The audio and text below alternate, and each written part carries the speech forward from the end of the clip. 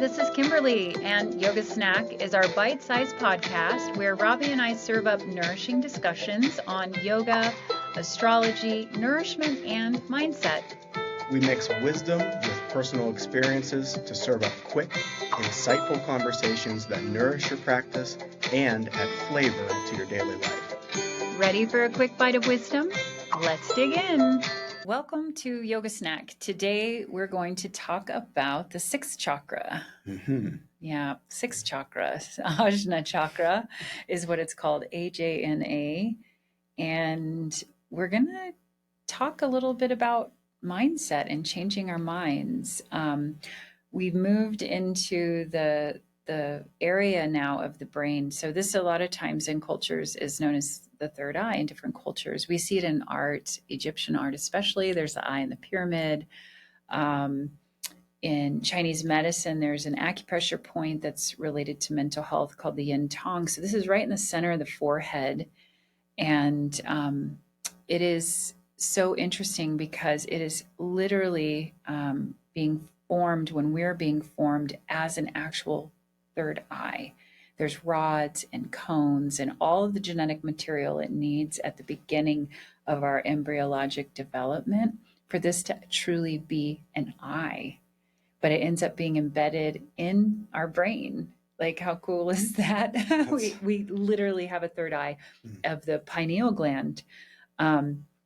So this in other animals is a light receptor. So there's not really an element associated with this, but if we were going to name one, we would say it's light, and light moves, quicker than anything at all, right? Quicker than the speed of sound.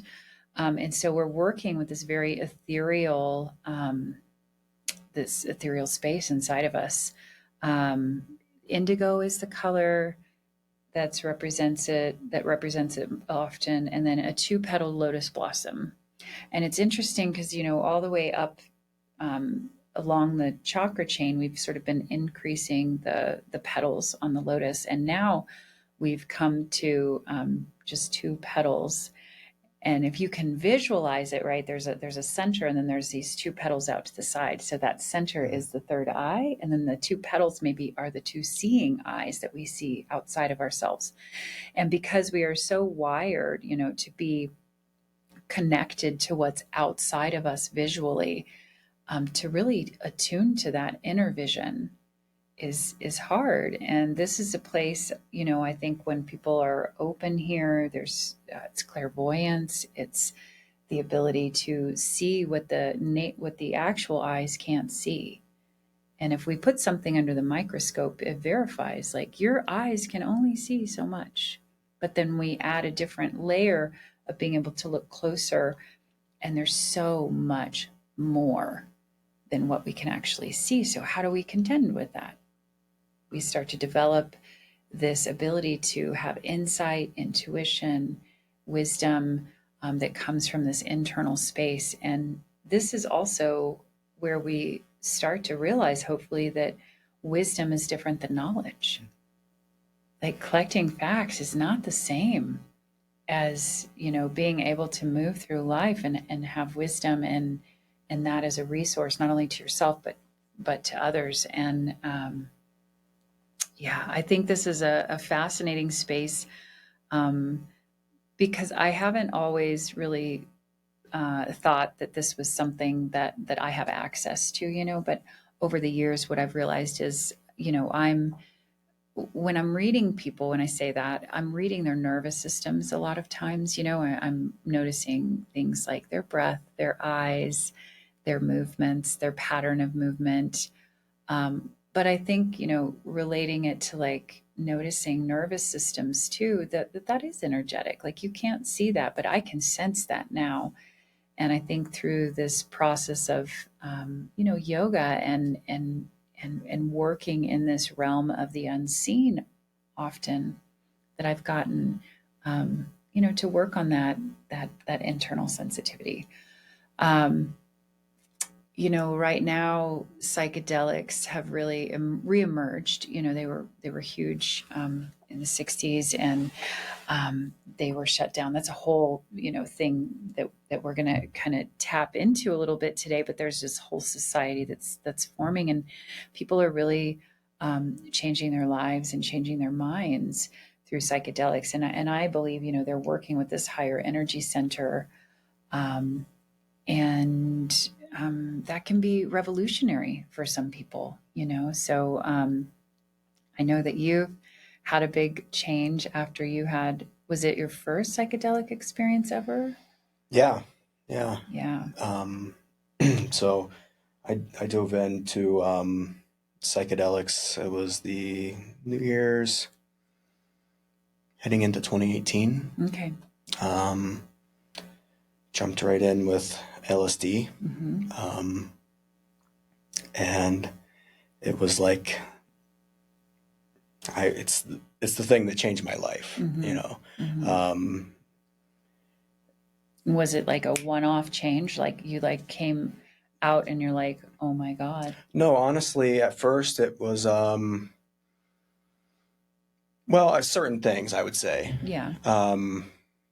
Like right away, I feel like,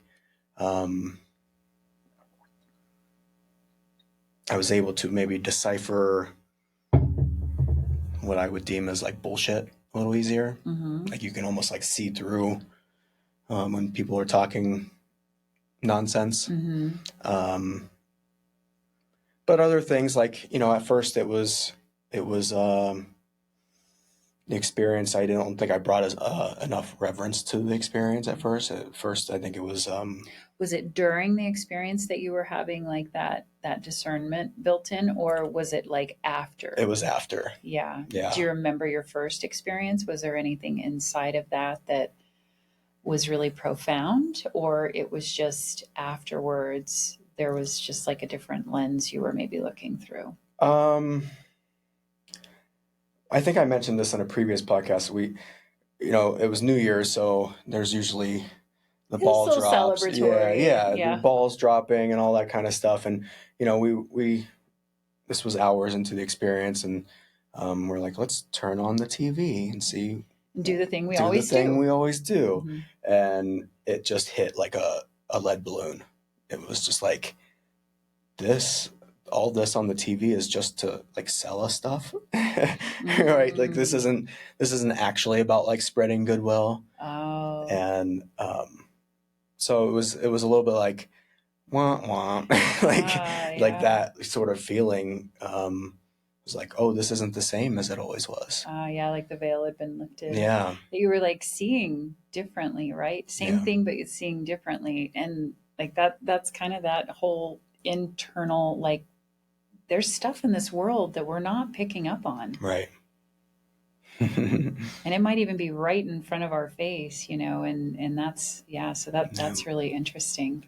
And there were other things too, like through the course of the evening, we had music on, and my partner's dad had just died like a few weeks ago.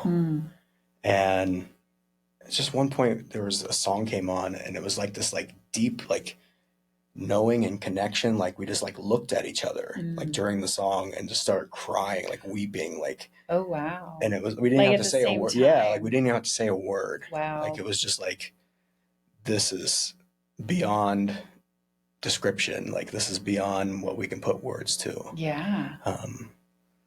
Just things like that. Like it just feels like you're more tapped into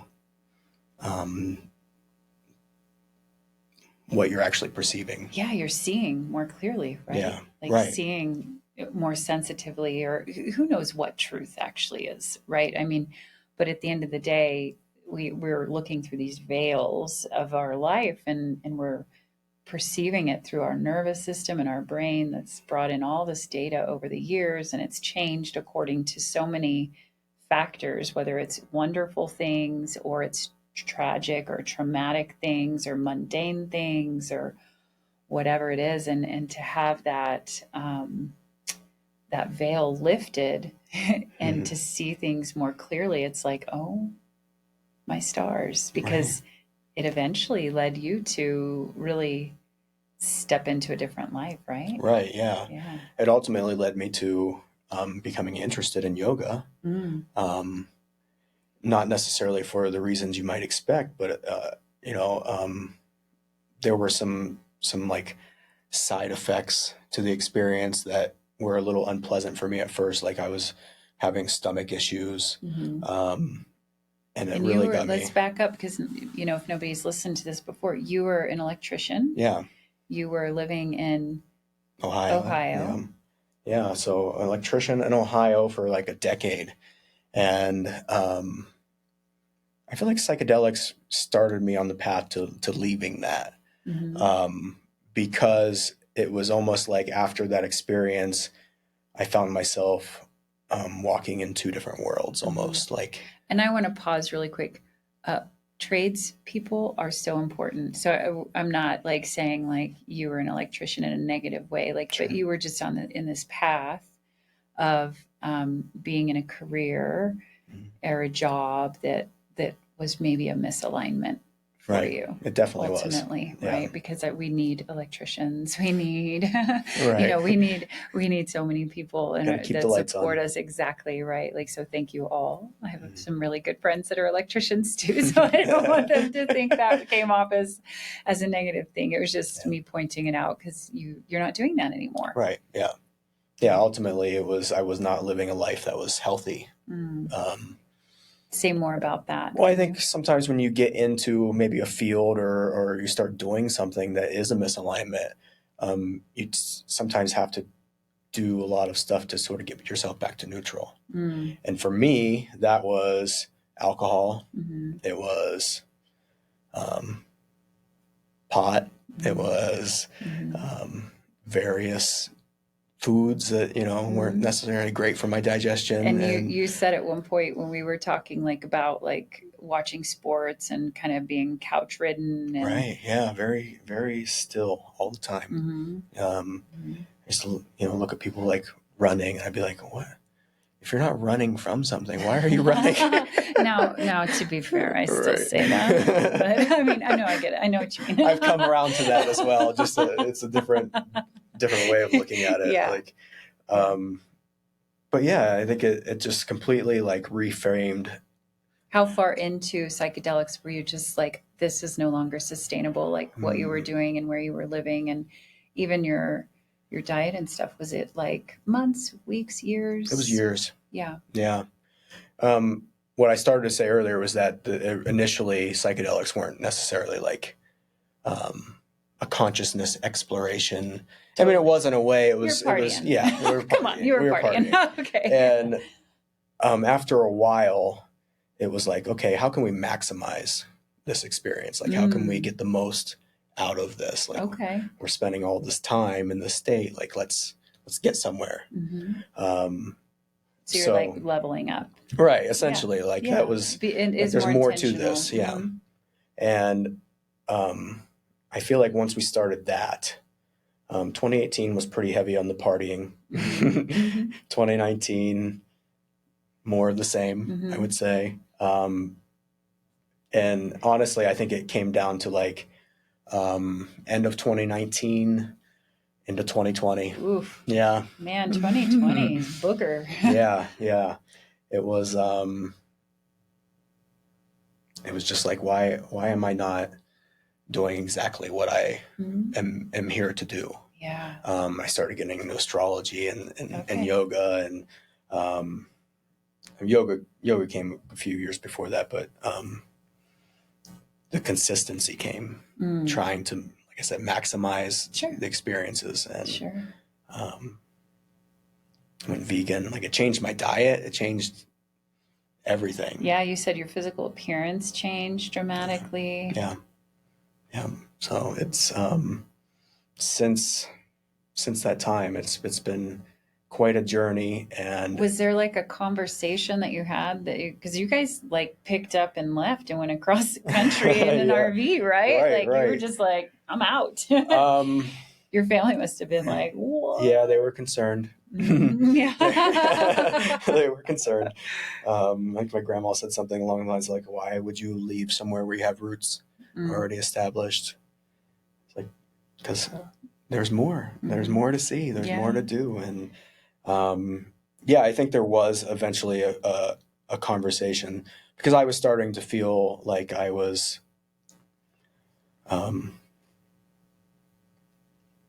crumbling myself. Like my showing up to work wasn't as easy as it used to be. Yeah. I've heard that from a lot of people. Yeah.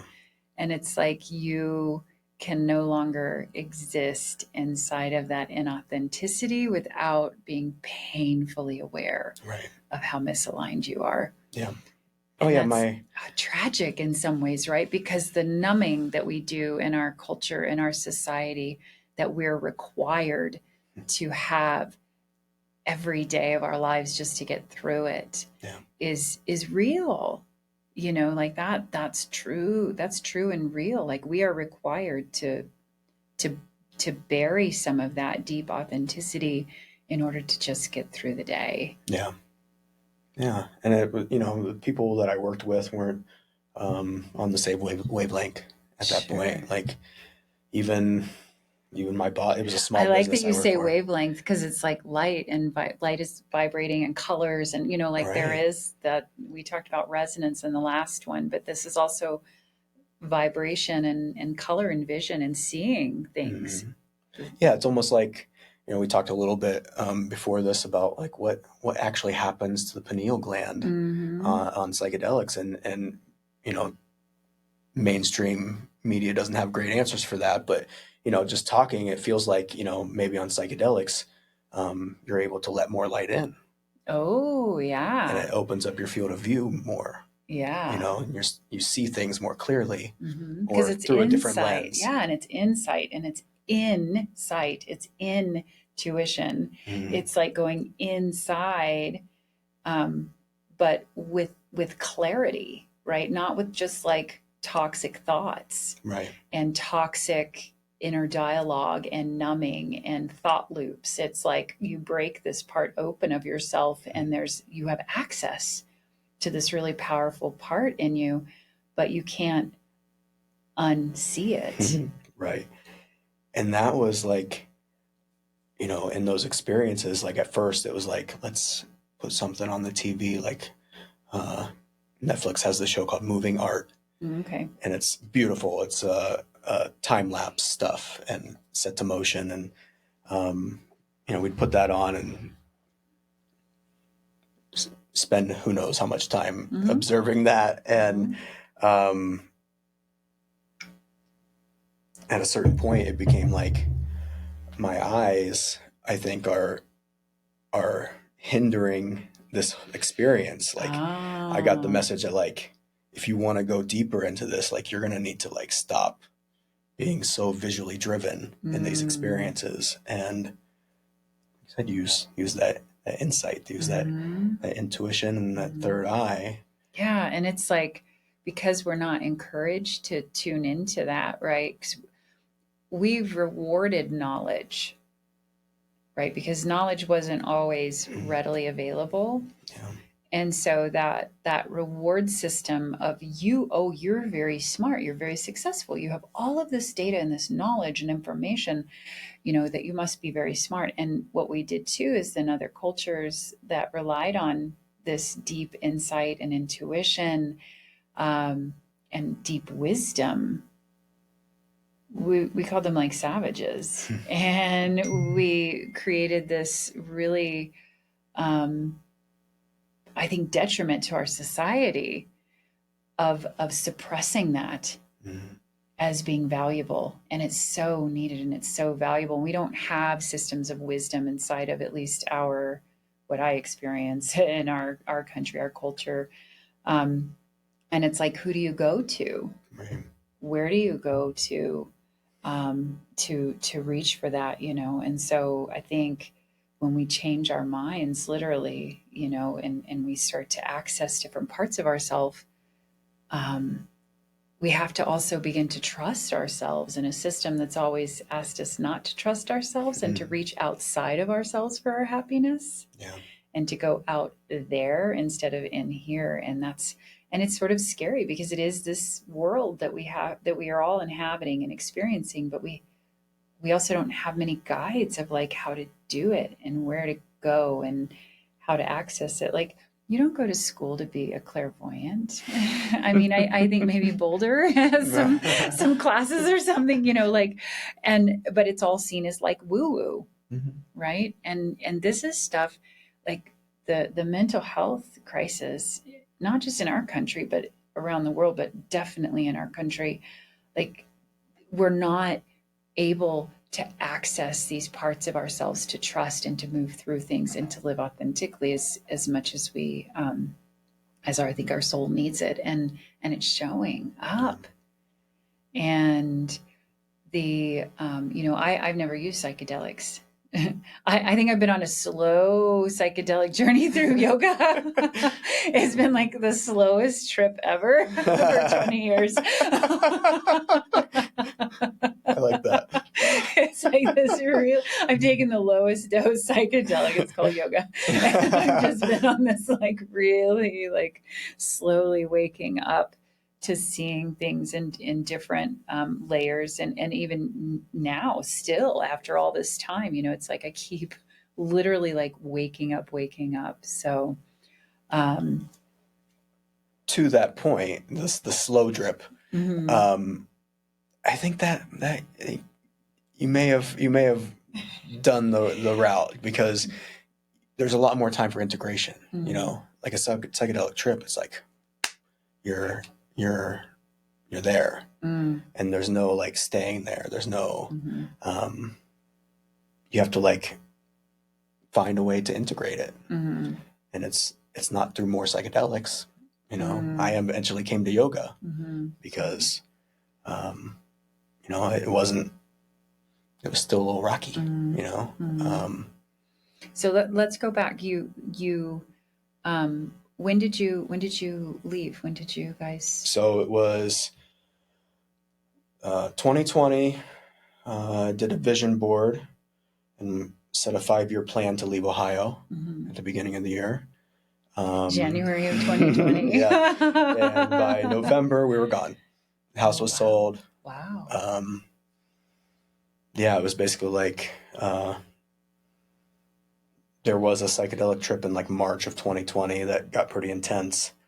And I think from there, it was like, okay, why are we dragging our feet? Like, let's just do the thing. Can you say more about what makes it intense, or what made it intense? I guess just what most people would classify as a bad trip. I don't know that there is a bad trip, because I think a lot of some of the more... Didn't feel good. Yeah, it didn't feel good. And... Yeah, I don't like the good, bad, right or wrong paradigm sometimes, but we still have to articulate it, right? Yeah. We still have to give it... Yeah, it was just a little scary. And you know, some of the things my partner was seeing or, you know, experiencing, it wasn't great. And then, you know, ultimately it was maybe the scariest trip. And I think at that point we were like, okay, the world is in a different place. Everything feels heightened. Yeah. Well, that was like lockdown, right? Right? Exactly. And that was a big old collective energy that we were all living in. Our nervous systems and our brains were trying to figure out what the F just happened. Yeah. March 2020, my life blew up in a entirely different way. But yeah, like there was like this energy that we were all existing inside of. Right. And it was, so I think at that point we're like, okay, I think the big psychedelic experiences we can cool off on that for a while. Time to take action. And it was shortly after that, like I was already like, okay, I need to get another job. Like I need to figure out what I'm going to do with my life, outside of being an electrician. And there was a lot that was leading up to that. Like I work for a small company, and during 2020, during the pandemic, I was essential, rightfully so. You got to keep the lights on. Oh yeah. But I kept getting sent out to a funeral home, and they had an elevator that was for moving the bodies up and down, and I was working on the elevator, and this thing just kept happening, and I kept Oh. getting sent back there over and over again, and it just felt like I was Ooh. being confronted with something. Like, Yeah. this isn't Life like, is short, Robbie. right. This life is literally You're going to so be in this short. elevator Right. again, but not alive. Yeah. Potentially. Ooh, yeah. I You're didn't know nailing it. about Like, this. yeah. So it was like all these like signs were like pointing towards like, this is something you got to get away from. So the conversation started, and I think I came up with about 10 different things that I'd be willing to do or I had interest in doing. And then I don't remember how the idea came to like do the RV thing, but it did. Yeah. And we had like during the summer we had a moving sale. Okay. And like 2 months after the moving sale, 3 months after the moving sale, we were out, and our house wasn't even sold yet. Wow. So there was a whole like thing about the people who were buying it. Like it was a process. Sure. Well, it was during COVID too, right. and everything was just so much weirder and harder. Right. And so, yeah, we were on the road for a month before our house sold. We actually met, the people who verify the documents, the notary. The yeah. We met her in Louisiana at a donut shop. And like she like came into the RV, and they sat down at the table. Oh we all sat down. Like, I love this. Yeah, it was like on the road. She had to like meet us at some random donut shop in Louisiana. It was unique. And colorful. Yeah. So yeah, it was a giant leap of faith. Yeah. It was like, we know you how had much to is trust. in the, right. You're looking at the bank account, and it's like, yeah. I really hope that house sells sometime soon so we can keep going. Yeah.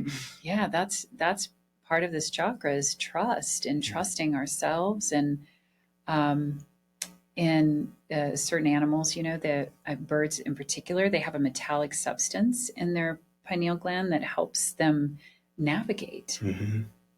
That it's in relationship to the, I wish I knew really technically how to say this, but it's in relationship, to the Earth's electromagnetic pole, and that they know where they're at, where they're going, how to get there, and that's in their pineal gland. And I truly feel like we have this same inner navigation system, but it has to be, we have to trust it. And we're so, like what you said, like 5-year plan, we're so 10-year plan, we're so like, we're just all making it up, which is great. Like, I do think there has to be some sort of guidance and steering, but I think more than anything, it's about trusting and trusting ourselves enough to know that no matter what happens, it's the next right thing. And that even when I'm my own kids and when I work with people, when people are struggling with choices, I'm like, there's not a right or wrong choice. And I truly have gotten to this place. Like, I'll get caught up on those words sometimes in my own life, but there's not a right or wrong choice. There's just a choice to be made. And when you choose, the universe is going to organize itself around that choice. But man, we will get caught up in choices. I in class the other day, because we did 6 chakra, I was talking about like, I don't like going to like grocery stores and stuff where they have a lot of choices, because I loved going to Costco when I had my big family at home and shopping, because I'm like, there's one soup. There's only one kind of soup that you're going to buy. I'm not going to stand there and wonder or not, is it on savings? Is it fat free? Is it, does it have chemicals in it? Does it have, like, is it organic? Is it not organic? Is it blah, blah, blah? And I could sit there and just get paralyzed at having too many choices. And it's like, get the soup, put it in your cart, and go get the next ingredient that you need. And it's like, sometimes it's like that with choice. Like, we need to just make a choice and trust that life is going to unfold. And now there's going to be things like what you said, like how you said, like a bad trip or whatever, like there's stuff's going to happen. Right. Like, no matter what we do, like, stuff's still going to happen. Can we avoid some of it by making certain choices? Maybe. maybe not, you know? And so it's a matter, I think, though, of reacquainting ourselves with trusting ourselves and our capacity to manage whatever comes our way. And I don't mean like doing it yourself. It's like asking for help, looking for your allies, relying on yourself though in some instances, right? Like it's all of this stuff. And I just don't think that we're encouraged to do that. I think we're encouraged to second guess ourselves, to doubt ourselves, to hum and haw, to not be decisive. And, that keeps us reaching outside of ourselves, right? Consuming things outside of ourselves constantly instead of going inside and really sitting with ourselves and even being quiet with ourselves and developing. If we have this inner vision, I think it's inner listening too. Like the answers are in there. You came with everything you need for this journey. Yeah. And to be told that is, for me, it's reassuring. Like I have to recite that to myself constantly because you can know all of this. Like, we can have all of that still. And I think we should bring it in and talk about it more and live into it. The integration part of it is still really hard, but man, do I live into that so much more than what I used to.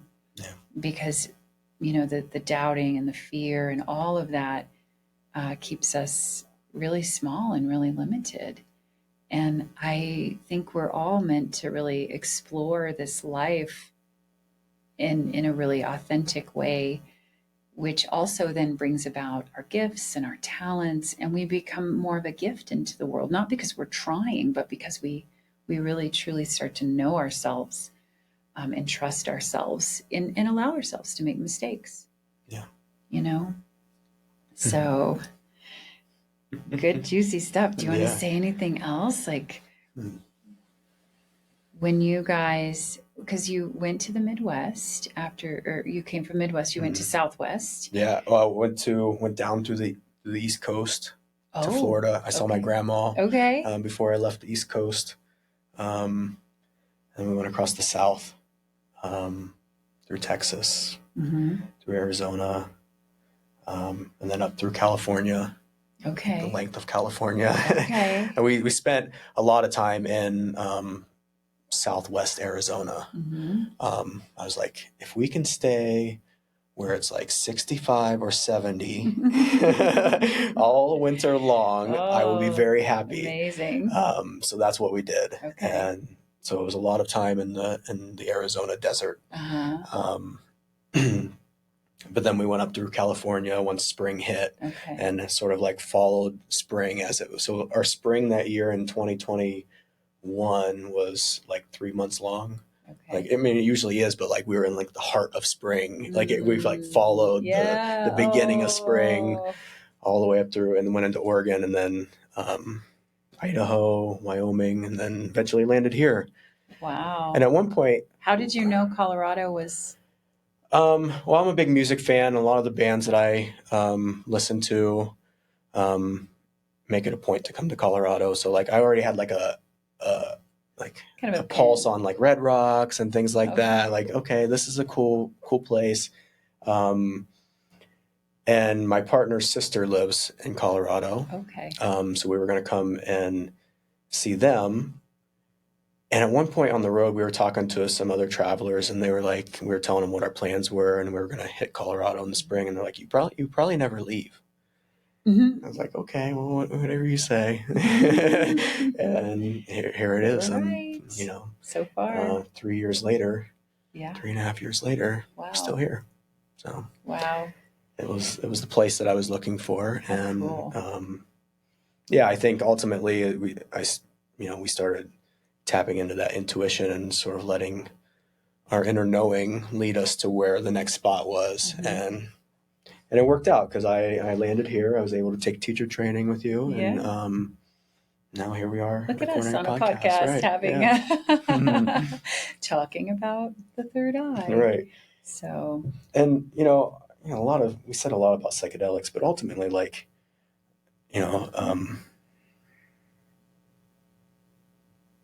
back in, ancient times, they used psychedelics, but ultimately they let that fall away and they evolved into pranayama, right? Mm-hmm. They didn't need that anymore, the psychedelics. Yeah, and then meditation right. and holding, there. Yeah, I think the reverence around that experience and it to be ushered by wisdom, Mm-hmm. and it is important. I'm never gonna tell anybody that their experience isn't valid or the way to do things. I think we all need to wake up. Mm-hmm. And by waking up, I mean like that deep inner waking up and being, confronted with life. Then sometimes though, it's like, could you imagine like being in your previous life? Currently? Right. Like, Oh man, no. yeah. No. I have that experience, like during 2020, I left, a 20 plus year marriage. And, like there was a lot that, like, I look back now at the life I have and I'm like, whose life was that? Like whose life was that? Like, it doesn't even feel like it could fit. Mhm. And there was just so much misalignment that, things peaked. And I think 2020 did that to a lot of people and changed us. And, I fortunately had a system that I was studying and, this technology of yoga that supported me through that transition. And I feel like my life is better, way better now because of the practice and the choices I've made and the trust that I've had to really, lean into in my own life. And that's maybe what I want to leave listeners with today is like looking at our ability to trust ourselves and that choices aren't like we need to start removing that right wrong paradigm, that good and bad choice. We're going to make a choice, and that can be things that people agree with or disagree with. It can be looked at as something that creates a mistake or an accident, and like shit is going to still happen. Um, and to liberate ourselves from that good, bad, right, wrong paradigm. Because I mean, you can make a lot of choices that are really risky. And that was something I learned through counseling. It's like risky choices. Like that's what my kids were making. They weren't making bad choices. They were making risky choices or these things. And so like reframing that and liberating ourselves a bit because there's definitely some risky things that are going to happen and you can choose risky behavior. Right. You can choose that all day long. And that's going to result in certain things for certain people because there's all sorts of people that make risky behavior or, risky choices all the time. And like it works out for them. I'm like, what is going on here? But yeah, I think just inviting listeners into looking at that idea of trusting themselves and loosening the clinging and the grip that we have around that paradigm of a good choice and a bad choice or the right choice and the wrong choice and trusting ourselves and finding practices that support that inner trust and that inner knowing because we do have to get rid of our own bullshit like that. I'm not saying trust the inner bullshit voice and because that one's pretty loud. Right. We have to weed through and start to figure out like what is deep true inner vision and inner listening, and that takes some sort of practice or technology or therapy or psychedelics or who knows what. Like I think there's lots of ways in, but making sure that integration is a part of it too. Yeah, that's the huge part. So trusting yourselves, trust yourselves, you guys. But what the thing that my mind goes to is the word you use, the organize. How you're going to make the choice and everything's going to organize around that choice. One, it's going to probably be a little messy at first. Everything usually is. But I think that word organize just sort of like, for me, it takes some of that weight off of a choice. Like it's all going to fall into place Mm-hmm. around that thing. So Mm-hmm. I think that's what helps it feel lighter for me. Yeah. And I'm always going to bring it back to yoga because that's just how I move through the world. But yoga is a system of organizing the chaos. Mm. It's organizing the chaos of life. It doesn't mean it's not so chaotic, Right. but it's an organization system. And I'm like, man, if I could have a bookshelf instead of a pile of books on my floor, I'll take that. Now the books are still going to be messy in the bookshelf. They're not going to have any rhyme or reason. Like I should share a snapshot of my bookshelf, but they're organized, right? Like there's an organization system to it, and yeah. So trusting yourself and letting the universe organize itself around your choices, and it doesn't mean we're not accountable for the way that we move through the world. That's not what I'm saying at all. So trust yourselves, you guys, and find ways to support yourself and look deep within. So, all right. Anything else? I think we did it. We don't have any food, so I don't know. Yeah. I didn't prepare that today. Buy some purple cabbage. Purple cabbage. Okay. Okay. Slice it real thin. You got slaw. You got slaw, right? A little vinegar, some mayonnaise, some salt and pepper. Delicious. All right, there you go. There's your snack. Some slaw. Third eye slaw. There you go. I love it. Amazing. And then put it on some fish tacos or something. All right. Well, that's it, you guys. Thanks for tuning in, and we'll see you next time.